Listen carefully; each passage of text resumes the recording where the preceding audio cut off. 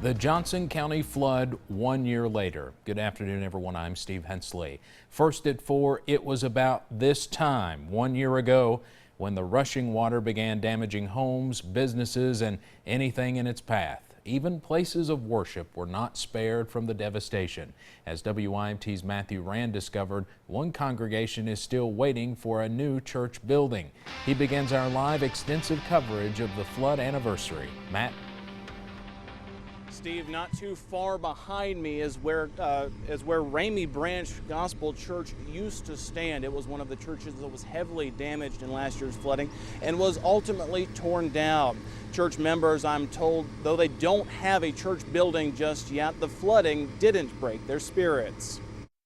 1 year later, and bricks still wait to become part of the rebuilt Ramey Branch Gospel Church. Jimmy Guest says he helped raise more than $11,000 to help rebuild this and 2 other churches damaged in the flood. I thought at first I was going to have a hard time, and it became a pretty easy job when people start donating and trying to help rebuild a church. We're told Ramey Branch is waiting on some permits and additional fundraising before they can start building their new church.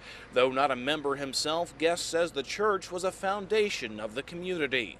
Even though everybody don't go, but it's a foundation of the community, because I found out in my life and over the years that the first time people have trouble, they run to the church. And right now, these people don't have a church to run to. Some houses in Flat Gap remain empty, but others have rebuilt. Guest says the people here are resilient, and the people and the church will come back. And coming up at 6, we'll talk to the Johnson County Judge Executive about lessons learned in the year since the flood. For now, reporting live in Johnson County, Matthew Rand, WYMT Mountain News. Steve?